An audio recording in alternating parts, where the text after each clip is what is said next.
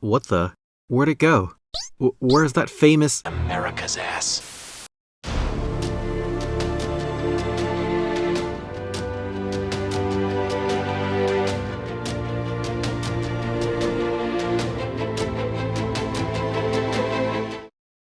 Hey everyone, welcome back to the channel, and today we'll be doing an unboxing and review video for the 1/6 scale Captain America from Avengers Endgame by Hot Toys. This is an interesting one, because from production to even after its release, this figure was riddled with divisive opinions, with most of them due to Hot Toys' design choices.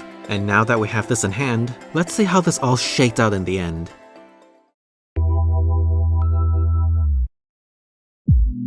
The release of Avengers Endgame in 2019 has marked an exciting turning point for the ever-growing Marvel Cinematic Universe. Actor Chris Evans dances one last time with the character, as Captain America gracefully passes his shield onto the next generation.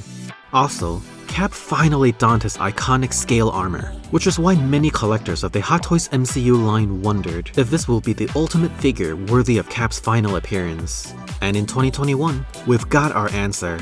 Though before we start, I gotta say, I love the drama with opening Hot Toys boxes. Having just reviewed a figure that required some serious assembly, sometimes peeling off plastic is all the fun I need.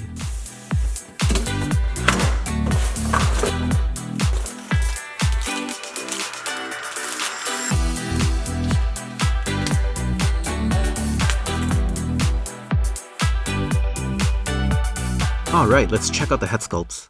For me personally, I think the likeness is fantastic, but it's not so good that it's comparable to a movie still, for example, even in the hands of a skilled photographer. But if you ask me what's wrong with the sculpt, I'd say nothing because I can't quite pinpoint on what's off about it. It's weird. My theory, which also applies to the unmasked head sculpt that we'll see in just a second, is that these head sculpts were adjusted slightly to fit the general use of an all-purpose action figure, so they're never overly specific, meaning these portraits are just artist interpretations. So our preconceived notions of how the character should look like play heavily into how much likeness we see in these head sculpts. Our past experience could also be a factor. For example, seasoned Hot Toys Cap collectors will notice the head is smaller than previous releases, coupled with the bulging shoulder pads that we'll talk about in a second. This sculpt could look like a pinhead for some people, but for those who had never owned a Hot Toys Cap before and thus don't have this frame of reference, this might not even be a problem at all. Then we have the unmasked head sculpt. Again, I have the same disconnect between looking at the head sculpt and the actual actor, yet I absolutely cannot deny that the likeness and the paintwork on this head sculpt is excellent. And because this release is for such an iconic character, it falls in the hands of so many people at different points of their lives as a toy collector, which could be a reason for the wide range of opinions we see on these head sculpts. But what sealed the deal for me was I was able to get this low lighting shot that kinda resembles Chris Evans' pose at the end credits. Goodness, that looks so cool. Oh, and before I forget, Hot Toys went with a middle-of-the-road type of weathering all throughout this figure. You can see some of that in the seams on the helmet, as well as a little bit beneath the eyes. I always do a double take on these because they look like paint defects. And much like the head sculpt, there was a lot of debate around the costume ever since announcement, first being the silver star. Some argue that it's a little bit too small. I'd say this is still the case on the final product, but it's definitely not very noticeable in hand. But perhaps the biggest issue was with the scale mail. In the film, the armor is embedded directly into the suit, but Hot Toys implemented this as a separate layer over the fabric, which has led some to worry that the chest might be too bulky. And it certainly looked that way from the promo pics. But I think Hot Toys did well to address this issue, because the final product actually looks pretty good. You can still see the noticeable divide between the fabric and the armor, but the silhouette from the chest down to the waist is flush and tapered, giving the body an excellent physique overall. Though I'm not the biggest fan of the weathering on the scale mail. These little silver specks just look like dust caught in the grooves, and I constantly just want to brush them off. The slopes on the shoulders make the profile overall more natural, and the harness looks great as well. Not too much to nitpick here, at least for me. Like with the scale mail, the shoulder pads are also a separate layer atop the fabric. They look great by themselves, with a bit of weathering and the Avengers logo, but they do add extra bulge to an already pretty wide shoulder. This could throw proportions off a bit, especially when you compare Cap to his on-screen appearance. Yet at the same time, this isn't very noticeable when you leave him in a dynamic pose, so this could be an issue for you depending on what you want out of the figure. But the arms look amazing, with all the accurate details and patterns. The midsection has a bit of weathering, along with the brilliant stitchings and folds, which have been consistent since the Civil War release. And the same goes for the belt, with a shimmery lining in the middle, complete with decorative pockets and buckles. The pants and knee pads bear the usual quality details pattern and weathering, though I'm not seeing a whole lot of this. America's ass. I'm guessing they nerfed Cap's butt, because this is technically not the suit that emphasized this part of his body. The boots are excellently sculpted, with a separate shin to ankle piece that cleverly hides the joints without sacrificing posability. Every 6-scale boot should be done like this. This release also comes with all the right accessories to recreate key character moments from the film. Starting with, of course, the shield. It's made of plastic, so it's super light. The weathering pattern is also somewhat accurate to the movie. The handle straps on the back are removable, so you can install this hook in the base of the handle and clip the shield on the backside of Cap's harness, which of course looks fantastic.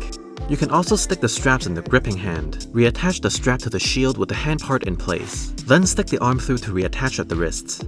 There's also this battle-damaged shield with some pronounced weathering on the shattered ridges. It's got the same detachable handle straps, but with bits of the base broken off to match the ridges. It also comes with 2 shattered pieces, which makes for great display props. What's really cool is you can roughly put the pieces back together as a whole. Then we have the Mjolnir, the usage of which was a defining moment for the character. It's made of plastic and is hollow, which makes it easy to pose, but it's complete with all the details on the handle and ridges to make it look like the real deal. And with that, we can talk about the interchangeable faceplates. I'm kind of a bummer in that I still see the same disconnect between the sculpt and the real actor. Maybe it's because the eyes are somewhat neutral looking. From certain angles, it just looks like the actor underneath is phoning it in with some wacky expressions. But once you properly line up the angles, they look amazing. And I'm very happy to have the display options. Then we have the helmet. It's got similar weathering effects and it looks great all around. Hot Toys didn't have to include this, but I'm so glad they did because this makes for a great prop even with other MCU figures. And finally we have the compass. Peggy's picture is very discernible, but strangely, the color in the base is inverted. It should have white readings on a black surface. But that's one inconsistency I'm willing to look past, because this is still a great piece for exploring the more somber moments for the character.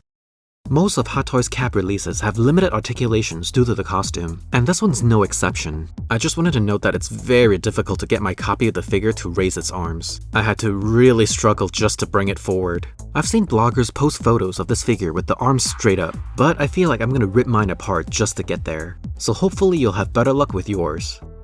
Sadly, most of my other Endgame figures are in storage at the time of filming, except for this Mark 85 Iron Man. These two look absolutely fantastic together, and I can't wait to have the Endgame Thor join the lineup.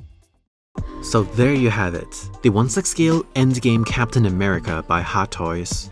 And it was a roller coaster from announcement to release. Despite much of the clamor on the suit's composition, Hot Toys stuck to their design and they made it work. Is it 100% screen accurate? No. But no, in a sense that someone portrayed in a movie poster isn't exactly like how that person is in real life. I tend to think of this figure as an idealized portrayal of Cap, where his proportions are slightly exaggerated to fit that heroic look. A lot of sacrifices were made to articulation to maintain the overall tailoring and physique, but it looks damn good within the range of poses that is allowed. Opinions on this figure could be a little divided. There are still many pros and cons that I have yet to touch on, and sure enough, I can do this all day. Yeah, I know.